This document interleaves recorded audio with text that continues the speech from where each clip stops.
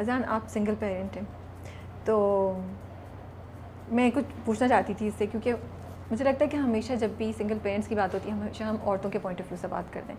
कभी हम मर्द का पॉइंट ऑफ व्यू या मर्द को क्या चैलेंजेस होते हैं या वो किस चीज़ से गुजरता है, हम कभी उस पर बात नहीं करते। मैं ऑलरेडी अज़ान से पहले बात कर चुकी हूँ, he is okay to talk about it. So I want to know, जब प्रोसेस स्टार्ट होता है या जब शुरू में होता है, तो what are the challenges as a man you face in, क्या बहुत मुश्किल होता है? आपको भी जजमेंट फील होती है, लोग करते हैं जज, व्हाट इज़ इट लाइक एक मर्द के पॉइंट ऑफ व्यू से? आई थिंक सोसाइटी जो है वो मर्द में एक अननेसेसरी अना पैदा करती है, जिसको पहले अपने बच्चों की खातिर मारने को मैं नहीं कहूँगा, लेकिन अपने काबू में लानी होती है कोई भी ढंग का फ़ैसला करने से पहले। एंड वो मेरे लिए सबसे बड़ी जद्दोजहद रही, because the mother of my children is my friend, was a very close friend of mine, and वो एक बहुत अच्छी माँ है। तो मेरा जो नीजक रिएक्शन अपब्रिंगिंग की बुनियाद पे था, वो अपनी अना को सामने लाकर बोलूँ, मेरे जो एक आम आदमी का होता है, और मेरा भी था।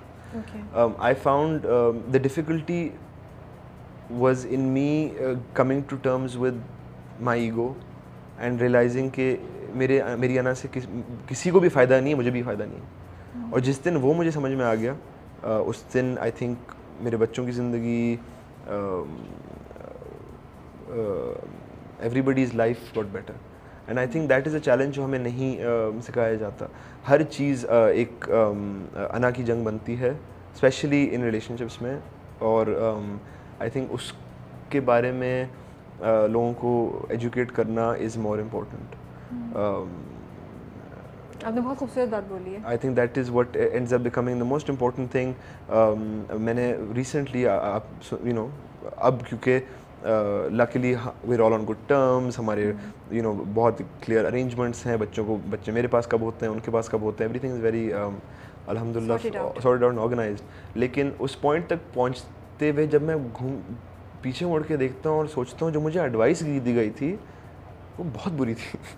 मतलब वो इतनी बुरी एडवाइस थी कि जब मैं, क्या एडवाइस दी गई थी अब और आपने उसको कैसे काउंटर किया? कि वो शुरू से ये था कि पहले तो बच्चों की खातिर साथ रहो। अच्छा, लेकिन अगर दो लोग नहीं मिल रहे और बच्चों के इन्वायरमेंट में सिर्फ एक बदमज़गी है, तो 2021 या 22 में या 2020 में उनको वो इन्वायरमेंट क्यों दिया जाए, जब एक खुश इन्वायरमेंट दिया जा सकता है जहाँ उनकी माँ उनकी ज़िंदगी का बहुत बड़ा हिस्सा है, वो खुश हैं, उनके वालिद खुश हैं, सब खुश हैं।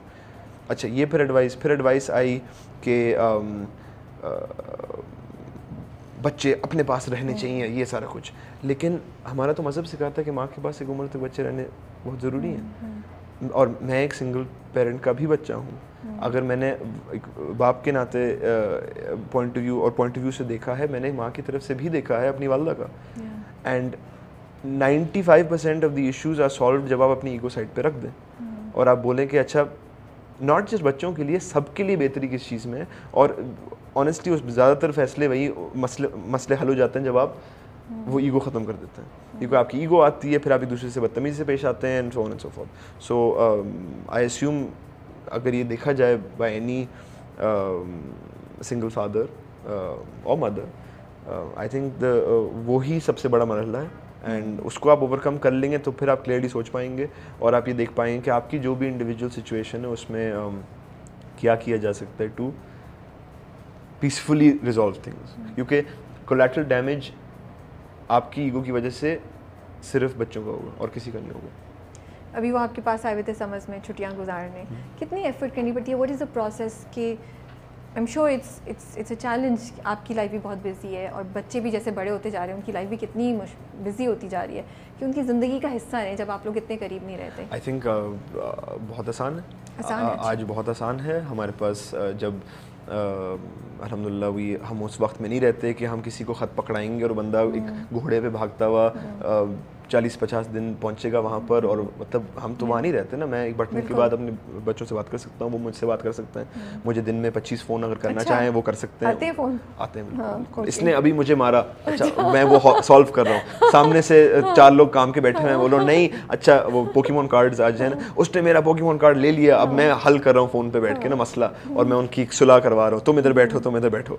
तो we are lucky we can do that. And जब हाँ ये ज़रूर है कि I now want to schedule my work in a way कि जो उनकी हॉलीडेज़ हैं, उनकी चीज़ें हैं, या जो टाइम मैं उनके साथ गुजार रहा हूँ वो ओवरलैप कभी ना हो। ये ज़रूर है, लेकिन मैं ये ज़रूर बोलूँगा कि आज जितना फोकस्ड और डेडिकेटेड टाइम मैं उनको दे सकता हूँ मैं पहले नहीं देता था। सब एक्स्ट्रा एफर्ट भी तो कर रहे हैं। इट्स नॉट एक्स्ट्रा एफर्ट, क्योंकि प्रेशर आपको ज़्यादा नहीं फील होता है बिकॉज तो मैं आपको खुद को रोकता भी हूँ, उनकी ज़िंदगी का पार्ट बनना है। तो आई थिंक ये भी बड़ी गलती होती है सिंगल पेरेंट्स की कि वो ओवरली कॉम्पनसेट करके बिगड़े बच्चे बड़े कर देते हैं, कि उनको गिल्ट होती है कि हम साथ में नहीं है, तो फिर वो बिगाड़ते हैं बच्चों को, ना कहना मुश्किल हो जाता है, लेकिन that is not the case. आप फिर भी उनके बाप हैं, आप फिर भी उनकी माँ हैं, एंड वो ओवर कॉम्पनसेट करना हेल्प नहीं करता। अगर आप इसलिए अटेंशन नहीं दे रहे क्योंकि आप आसान रास्ता चूज करना चाह रहे हैं, लाइक टॉय शॉप लेके जाके 4 खिलौने खरीदना आसान रास्ता, वर्सेस ना कह के किसी और चीज़ में बिजी करना, ऐसा ही है। So it is just that, so as a parent for me that is better now that I can be like यार ये 2-2.5 महीने मैं इस वक्त काम नहीं करूँगा, बाकी आप मुझसे 18 घंटे काम करा लें 7 महीने, लेकिन ये 2.5 महीने मैं पूरा दिन देखूंगा हैरी पॉटर 4 बार और मुझे उस 4 बार उसको याद करूँगा, या मैं फ्रोजन के सारे गाने याद कर पियानो पे याद करूँगा और फिर वही गाने गाता रहूँगा दिन में, यू नो, और उनके सारे लिरिक्स याद होंगे, और एल्सा कौन सा ड्रेस पहनती है और क्यों बनती है, जी जी जी जी हम सब वो करते हैं, और फिर लेकिन that is important as compare to मैं बोलूँ कि अच्छा मैं काम कर रहा हूँ तो अम्मा इनको दुकान ले जाएं और चीज़ें ले लें, या टीवी पे लगा दूँ, या बोलूँ कि जी आप कुछ देखते रहो, तो that is definite it's harder in that manner, लेकिन वो मेरा फ्लॉ है, अगर मैं नहीं कर पा रहा हूँ उनकी गलती नहीं है। एक बात और पूछना चाहूँगी, आपको क्या लगता है कि बच्चों के सवालों के जवाब देने चाहिए, आप लोग देते हैं, या बच्चों को थोड़ा डाइवर्ट कर दें? बहुत जगहों पे होता है कि पेरेंट्स कहते हैं कि हम इनको असल बात नहीं बताएंगे, हम उनको बस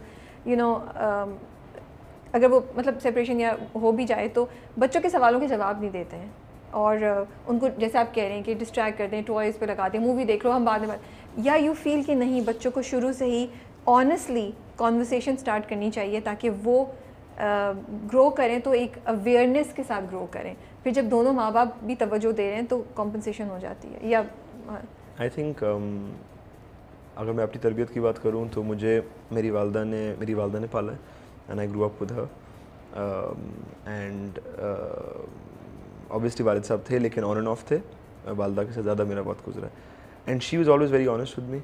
उनसे मैं कोई भी सवाल करता, हाँ कुछ सवाल जो एक 7 साल के बच्चे को नहीं पूछने चाहिए, तो वो कहती थी अजान जब तुम 12 साल के होगे मुझसे आके पूछ लेना, मैं बता दूंगी, लेकिन ये इस वक्त का नहीं है। अब वो किसी वजह से मैंने सुन लिया हो किसी दोस्त को कहते हुए तो मैंने पूछ लिया हो, बट या वो उसका एक क्या कहते हैं PG रेटेड जवाब मुझे दे देती, लेकिन जवाब ज़रूर देती। ऐसे नहीं था कि कभी भी मेरे घर में ये मुझे कभी महसूस हुआ कि कोई सवाल मैं नहीं पूछ सकता, जिसकी वजह से फिर मैं गलत लोगों के पास जाके पूछना शुरू करूँ, ऐसे कभी भी नहीं था। मुझे हमेशा ये ओपन डोर महसूस होता कि मैं अपनी अम्मा से जाके कुछ भी पूछ सकता हूँ, and I feel that help me a lot. So सख्ती भी मिली, एज आई सेड अम्मा आज तक मेरी सख्त हैं, मतलब she will not allow nonsense, but बात कोई चीज़ पूछना, I think the best way is to be honest, और वो honesty is not just in things, it's also जब आपको नहीं पता है कुछ। मैं बहुत दफ़ा देखूँ पेरेंट्स इलॉजिकल फैक्ट्स बच्चों को बता रहे होते हैं, क्योंकि मैं तो हम पेरेंट हैं, हमें तो पता होना चाहिए, तो I feel honesty should B. अगर मतलब मेरा बेटा पूछता है कि जी बाबा रॉकेट कैसे बनता है, तो मुझे क्या पता यार, साथ जाके देख लेते हैं, ठीक है, एज कम्पेयर टू रॉकेट यूँ बनता है, वो गलत इन्फॉर्मेशन देके बच्चे को भेज दिया, which I have seen parents too. So the honesty should be complete honesty that मुझे नहीं पता है, let's figure it out. So I think honesty would be the right way to do it. Is it easy to fall in love again? the concept of love becomes different. I feel It it's very changes- it different changes now. afterwards? No, I think it's very different now. No. Like okay. I think love is something which today for me is affiliated with stability, affiliated with many other emotions जो पहले एक rush होता था कि बस उसकी आंखों में देखा और हम पागल हो गए और बस मुझे पूरी रात बैठ के गाने सुनने हैं और मुझे उससे बात करनी है, दुनिया पीछे तबाह हो जाए मेरी। तो मतलब मैं मेरे कुछ दोस्तों के यंगर ब्रदर्स एंड सिस्टर्स हैं जिनको आज आप जेन जी कहलाएंगे। Yes. तो मैं उनका इतना चेज़ा लेता हूँ ना, क्योंकि मैं उनसे बैठता हूँ, वो कहते हैं, मुझे हमेशा बोलेंगे, उनको लगता है कि मैं कोई अच्छे एडवाइस दूंगा ना उनको, मैं अपनी एडवाइस नहीं है, मैं कहाँ से दूंगा, लेकिन वो मुझसे पूछते हैं कि अजान ब्रो वो मुझे छोड़ के चली गई और वरना अच्छा क्या हो गया, ज़िंदगी ख़त्म है। मैं उनको कहता हूँ कुछ ख़त्म नहीं है, कुछ ख़त्म नहीं है, सब सही होगा। नहीं ब्रो, मतलब इसके बाद तो मतलब मैं सो नहीं पाता रात को। सो वो वाला लव जो है ना, वो अब उस तरह से नहीं, it's just changed. So and I also think कि समटाइम्स हम अपना एक I am not some philosopher, लेकिन आई फील कि वी फॉर्म एन ओपिनियन कि हमारे लिए सक्सेस क्या है या लव क्या है या हैप्पीनेस क्या है 18-19 साल की उम्र में, और पूरी ज़िंदगी उसी को बीट रहे होते हैं, लेकिन वो भी चेंज होता है। जो मुझे चीज़ खुशी देती थी 18-19 साल की उम्र में, वो आज नहीं देती। जो मुझे चीज़ जो मुझे ओहदा या मकाम ऊंचा लगता 20 साल की उम्र में, वो आज 28 पे नहीं लगता। आई think the concept of love has change today, I believe it will change tomorrow. पहले मेरे बड़े फिक्स्ड होते थे ना, मैं बड़ा सोचता कि मुझे क्यों इस तरह की चीज़, चाहे वो कोई भी चीज़ हो, not just love, whether it's happiness, whether it is success, whether it's any such thing, वो आप एक पॉइंट पे ओपिनियन फॉर्म करते हैं और फिर आप उसी ओपिनियन को लेके ज़िंदगी गुजारते हैं, क्योंकि वो ही आपके लिए सक्सेस है। I think it changes over time, end of course being a father has change that a lot. Priorities बहुत चेंज होती हैं। आज मैं काम को एज़ अजान भी देखता हूँ, एज़ अपनी वालदा का बेटा भी देखता हूँ, एज़ इब्राहिम एंड लिली का वालिद भी देखता हूँ कि अच्छा ये काम उन्होंने भी देखना है एक दिन। It's not just responsibility, it's also that आप खुद के लिए नहीं कर रहे हैं, आपके पास आपकी ज़िंदगी में लोग हैं जो जिनको ये चीज़ इफ़ेक्ट करेगी। तो the perception changes in that sense of what you're and why you're doing something. So that comes to love as well. कि today आज मेरे लिए वो लव, वो वाली वो टाइप का लव जहाँ सब कुछ ज़िंदगी में बर्बाद हो रहा है, बस हम दूसरे को बस देख रहे हैं, वो वाला कि वो भी हम सब ने गुजारा होता है कि जी वक्त गटर में जा रहा है और एग्ज़ाम्स तबाह हो रहे हैं और हम बस गाने सुन रहे हैं, दूसरे को देख रहे हैं। अगर वो है, वो भी हो सकता है, लेकिन वो आपकी ज़िंदगी को कंस्ट्रक्टिवली बेहतर नहीं कर रहा, वो आपको स्टेबिलिटी और एक अच्छा बेहतर इंसान नहीं बना रहा, तो maybe then that love isn't love and it's something else. And today for me love is does it make me a better person, and जहाँ that I find if I find that, or when and if I have found that, I'm in a place where I'm like, yes,